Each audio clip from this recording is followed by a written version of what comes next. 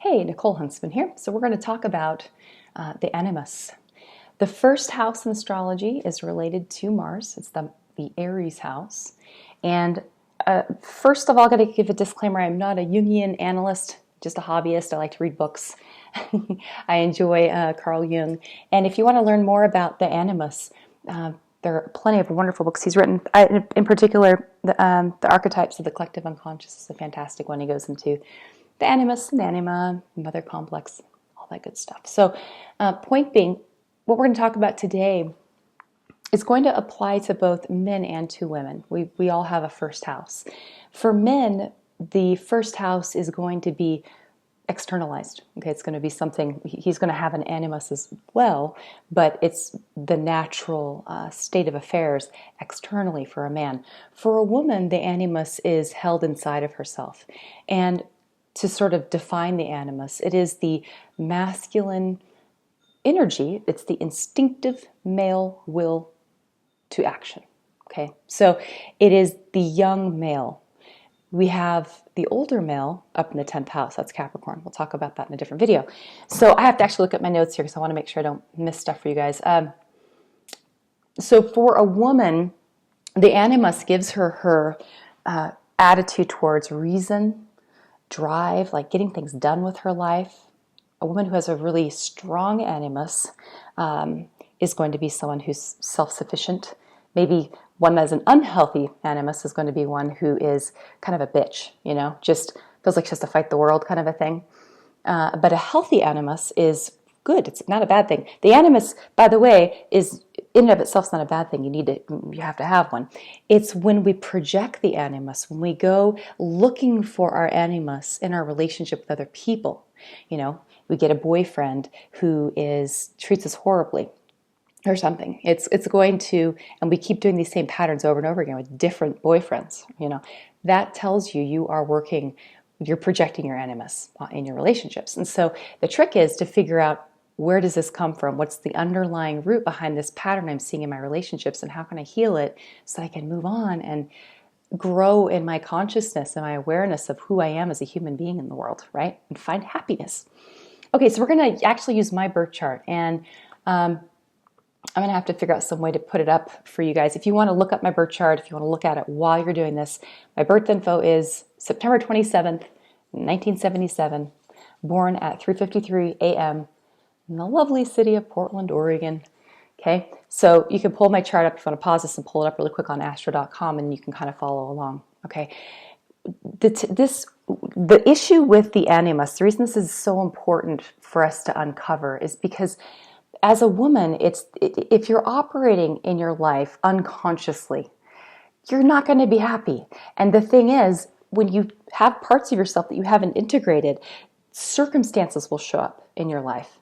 They'll just pop up in your life, and you're going to have to deal with it on the outside. Anything that's repressed, you're going to have to deal with externally. So it's better to consciously work with it. Okay, so first thing you're going to do, I'm going to go through my little notes here. Step one, you're going to look at the first house. So go to the first house, and you're just, first of all, going to take a little peek at the zodiac signs that you see there. So I've got my chart pulled up here. For me, I've got Leo and Virgo in my first house, okay? So the first house is the house of Mars and Aries. Leo is the inner child. That's the archetype I apply to Leo. Virgo, I consider the healer. I have Leo, of course, is ruled by the sun, which is in the second house in my chart. That's the Taurus house, the house of survival, self-sufficiency, sort of maintaining one's possession over oneself and one's environments so that we can sustain life. Secondly, you're going to look at the other zodiac sign if you have more than one. In my case, I have Virgo. The ruler is Chiron. I use Chiron as the ruler of Virgo, and it's in Taurus in the 9th house of Sagittarius, okay? So with this kind of combination of things, there's, first of all, simply the child, the sun, because that's my chart ruler, the child's physical survival and right to exist, okay? That's the sun being in the second house. And then with the 9th house placement of Chiron, that is the analysis of facts and knowledge. So my sort of animus is naturally going to be a survivor, and that's true. Like I'm resourceful, like I'll survive, and I'm going to analyze, why is this all happening?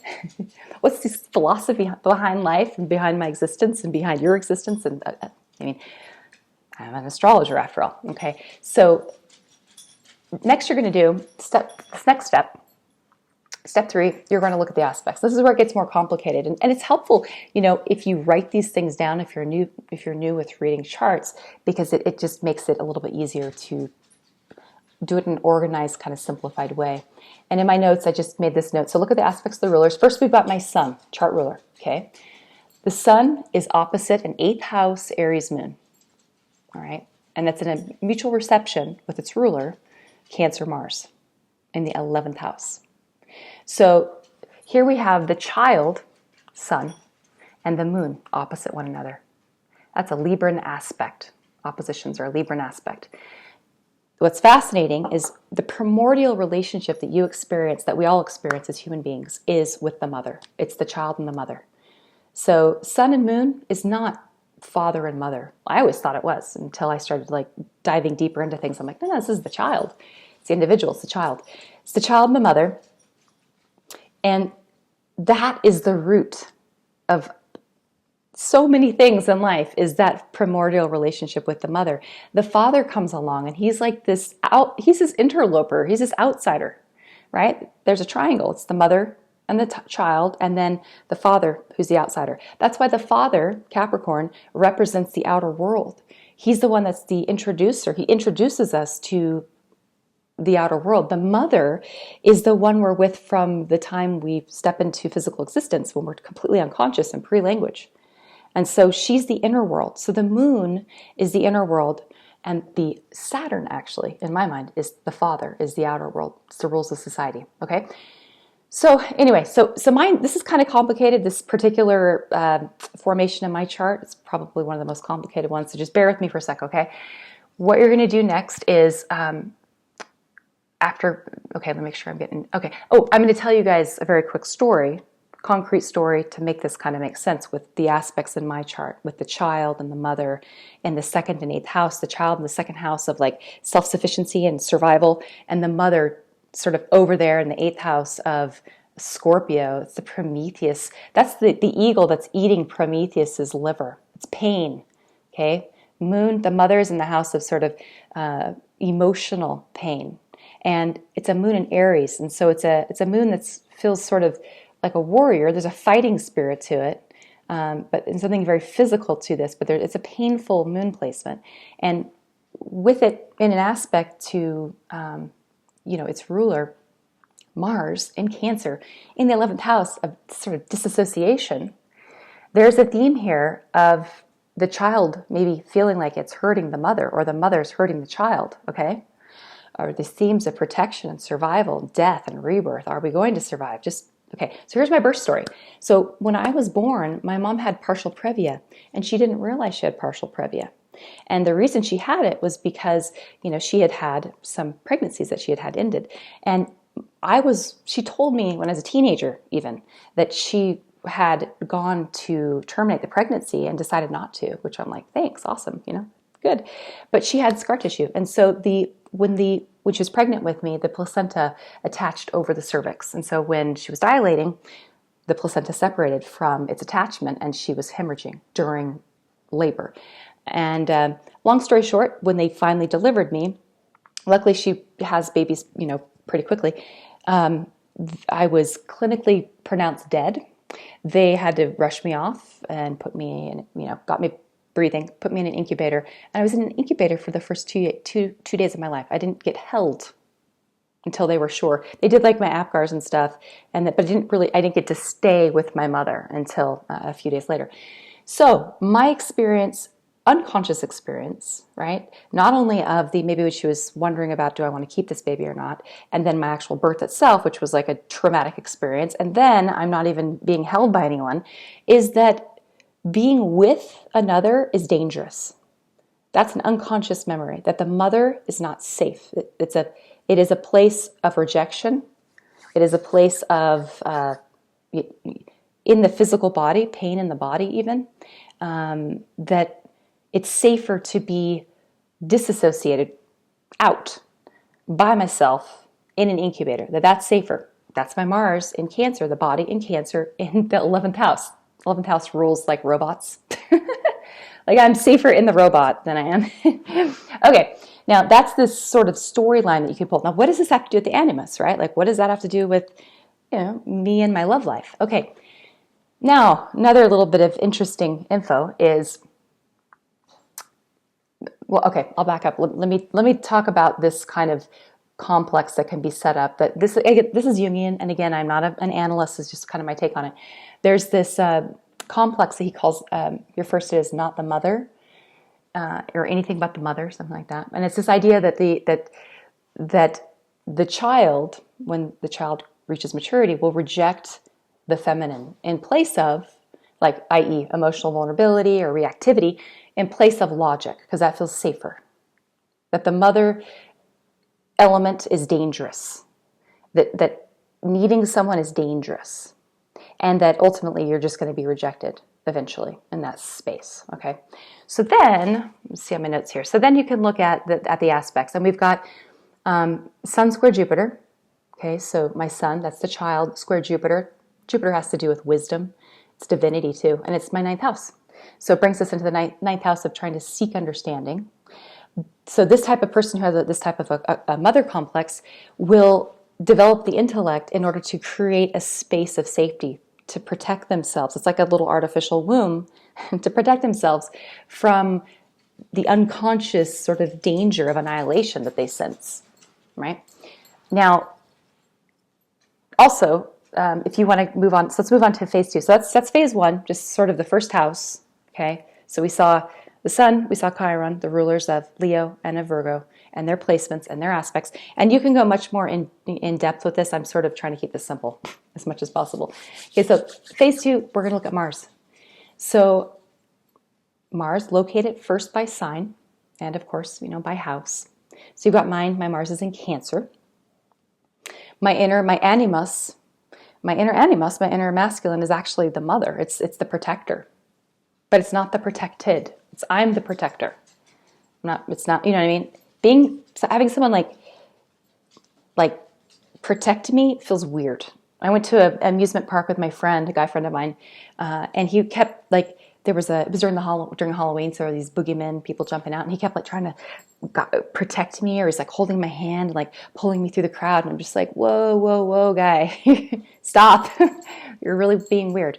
And so that's the protector rather than protected. Okay, then what we're going to do is we're going to look at, with Mars, the house placement. So Mars for me is in the 11th house. And this one I still haven't fully worked out. This is something I'm still working on fully understanding in my own birth chart, because it is the house of Aquarius and it's disassociation.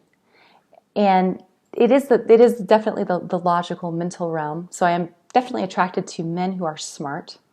That space feels safer to me, and I very much enjoy a partner who's smart, who wants to have conversations, and wants to learn and wants to share ideas with me. I love that. So kind of the Hetaira, I'm very comfortable in the role of a Hetaira, more so than the role of the sort of the damsel. I can't do the damsel thing. Sorry. Next, I just lost my place. Sorry, my notes here. Okay, locate the ruler. So the ruler in this case is going to be the moon. The ruler of my Mars is the moon in Aries. And see, it's repeating a thing we've already seen. And that's because of just the way that my chart happens to be. It's not always the case. But this moon Mars storyline is my personal stuff, okay? In the 2nd and 8th houses, it's where my pain is at. It's belonging. It's just simply physically being safe in another person's life, okay? So locate the ruler. So we've got the Aries moon in the 8th, and brings us again back to that primordial birth story in my case. And it's also conjunct my South Node. Gee, surprise. And I'll tell you about that in a second too, because that's another theme. This is why past life work is really powerful. Whether you consider it a true thing or if you think of it as, what's it called, waking dreams or, sort of creative imagination, it's creating a personal mythology for yourself that can help you understand your unconscious mind, right? So step 3, you're going to look at that ruler, so the moon in my case, look at it by aspect, all right? So we're just doing the same thing we did before. And in this particular instance, we've got an aspect from my moon to Venus in the first. It's an inconjunct. So there's this element of needing to heal through understanding and being understood. That's not to my Venus. I'm sorry, it's to my Mercury. No, it is to my Venus. Yeah, that's right. Sorry. One must heal through understanding and being understood, through devoted service and denial of self. I also have a connection to Uranus in the third, which is, one must disassociate from the physical body and its needs, and sickness usually shows up. And that was the one thing. I don't have any memories of my mom being like super, like hugging me or kissing me or being cuddly. Only times were when I would get sick. That's when she would take care of me. And she's a Cancer. Shocker, right? And then also to Neptune in the fourth. So Neptune in the fourth is kind of like this absence of, wherever Neptune falls, we have to sort of transcend that part of our life to become whole again, to heal it. So there's this sort of, I have a trine to my moon to my Neptune, and she was there when we were sick. That was like when she would like take care of me, and I'd feel safe. And yeah, it's almost going back to the birth story of being born, and like it wasn't my mother that resuscitated me or healed me or made me healthy, made me whole. It was, a robot incubator. So this is, being sick for me was always this time when I felt safe. Okay, next, you're going to find Aries. Phase 3, last thing you're going to do, look for Aries in the chart. Where does Aries fall? Which houses? So I've got Aries in the 8th house.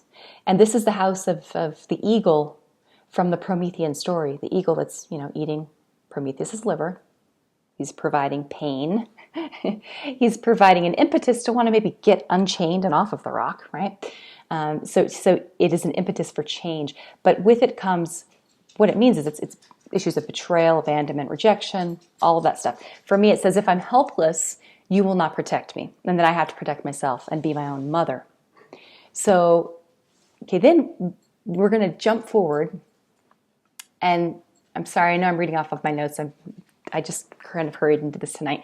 But what is it about? So what does this have to do with the men that I attract, right? This is where relationships, I'm 40 this year, and I've had enough. I was married for 14 years, and I've had a little experience with relationships. And so relationships aren't about like romance and flowers and chocolates. That's great and all, but that's not the deeper reason that we get into relationships. We get into relationships because they're where we heal ourselves.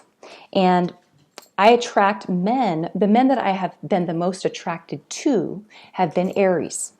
Okay, so the guys that I've always had my biggest crushes on all of them have been Aries men. There's always, for me anyway, a lot of chemistry. I really am attracted to Arians. My father is an Aries. Shocking, I know, right? So, and what are Aries like? They are independent. They are about the chase. They are not necessarily super good at the mushy emotional stuff. And this is just stereotyping. I'm saying the archetype of Aries, okay? And for me, they trigger my 8th house. So there's issues of obsession or compulsion, weird emotional reactions that I wouldn't normally experience that make me feel very uncomfortable and stupid. They are triggering. It's nothing to do with the Aries person. It's the trigger for me of my mother complex, okay? So wherever Aries falls in your chart, look at the houses. Maybe it's the 3rd house. So maybe you're attracted to men who are really smart, but maybe in your chart you have, I don't know, some strong Saturn Mercury aspects. Maybe you've always felt like your dad didn't think you were smart enough. And so the man that triggers you is one that triggers this thing in you, right? And that's Animus. That's the projection. The projection of this complex onto another person. And they didn't even ask for it. We're putting it on them, okay? So I apologize to all the Aries that I've ever dated. Sorry. I can't help it. I can't. I'm working on it. Okay, now, the other thing to note, lost my spot here. Oh, also my marriage. So let's talk about the 8th house really quickly also. In the marriage, what I learned with the 8th house being triggered, with Aries being there, okay? 8th house is a house of not only emotional vulnerability, rawness, it's pain even, it's about being completely exposed to another person, basically. That's 8th house, that's Scorpio. And then they can either accept you or reject you, okay? It's also, though, about finances and money. It's power. It's when we come together with another person and we share money with them, we're handing a little bit of our power over to them, okay? When I was married, I married someone, I traded my emotional security for financial security. So I never was fully emotionally all the way in that marriage, ever. I love him as a person, but I never felt vulnerable emotionally with him. And he gave me security. We were secure. We had money, didn't have to work, I was falling back and past some past life themes. So now I'm going to tell you about past life storyline that came up for me during a regression. It was one in particular. I've had several with themes of being kind of alone, and this one was one where I was a widow, and was married to someone. It was like not young. I was like 60, but was a widow, and was a widow for like 40 years, and built up the family business, and had to kind of started out with the family being in quite a bit of debt, and had to kind of get out of debt and rebuild and all that good stuff, and be self-sufficient and self-reliant, and make it work. The theme that I had after I got divorced in this life was that if I was financially independent and had that all figured out, that I wouldn't need anyone. And if I didn't need anyone, then there was almost this element of them not needing me either, kind of like if I have it all taken care of, I'm just going to be alone. It's like being the widow, financially independent, but also alone. But those two things kind of go hand in hand. And with the past life work that I've done on myself, it's helped me step into my animus. This brings it back to the animus. The animus is the part of you, as you women, it's the part of you that's going to take care of you. It's the part that's going to get you out the door in the morning. It's ambition. It's showing up out in the world, being able to, make a good living, and being able to take care of yourself without being dependent upon another person. And so I hope that this is making sense. And so post-divorce, right when I first got divorced, I started dating a great guy, good guy, but he financially was not in a good spot. And he reflected exactly where I was at, where my animus was at. And it was definitely an animus-anima relationship. We definitely both projected onto each other these illusions of, we both had Neptune, Venus too, during our whole relationship. It was totally a relationship of illusion, but I think that's a strong word. It was a relationship that was meant to be as it was, when it helped us both, I think, work through some of our unconscious material. And this idea of me needing to be financially independent was what that was one of the big walkways from that relationship. So now, the cool thing about the animus and the anima, the person that you're with, that you've decided to partner with romantically, is going to reflect where your inner contrasexual. Now, even for gay people, you're going to have an anima and an animus, whether you're straight or gay. So either way, if you identify as more masculine or more feminine, okay? So it's just the opposite of how you identify. And so right now, I'm working on myself, I'm not dating. I'm like, nope, taking time off right now to work on my animus, and we'll see what happens down the road. Personally, still haven't figured out how to be emotionally vulnerable. So that's something I have to kind of work on, because being in that space does make me feel like a crazy, scared person, and I don't like that. So one thing at a time. So I hope this is helpful. So basically, you're going to look first house, okay? Look at first house, look at the rulers, look at the aspects, look at where they fall, look at Mars, where it falls, its aspects, just the same stuff we always look at. And then take a look at Aries and where it falls. There's going to be a story that's going to unfold for you. Remember, relationships are about you. That's what it's about. It's really about you. So if you're repeating the same themes over and over and over again, you are unconscious. You're being unconscious, and you need to do work on your animus. For you men, the animus is, I'm not going to really go into this for the male side of things so much. It has a bit to do, unless you have a man who has, for example, Cancer in his first house, the mother, or Capricorn in the first house, or Libra in the first house, because that's pulling in these other angles, okay, these other parts. I consider sort of this little quad of the young masculine energy, the young feminine energy, so the warrior and the damsel, basically, the mother, the mature feminine energy, the father, the mature masculine energy. That, little quad, it's in all of us. And it's if you can figure out those parts of yourself, that's how we figure out the issues we have. Men who have like Cancer in the first house a lot of times have issues with the mother. You look through their chart and they'll have like problem with the devouring mother. A lot of times can be a theme. The warrior who's fighting for the mother, and then when it's time for him to cut cords with the mother and go become, get married or whatever, they can't. They feel guilty about leaving the mother. And they project this onto all these women, and they'll split. They'll have like women that they see that are mother types. They'll have other women that they see that are whore types. They'll have, like they have this, and they'll have women they're just friends with. They have a really hard time integrating the feminine because of how things are landing. So anyway, if you want a reading and I can help you with this, just come out to the website, come over to the website, you can sign up. I think I booked out into March, so I think the beginning of March is the earliest we have right now. So just hit me up. All right, hope this is helpful. See ya. Bye.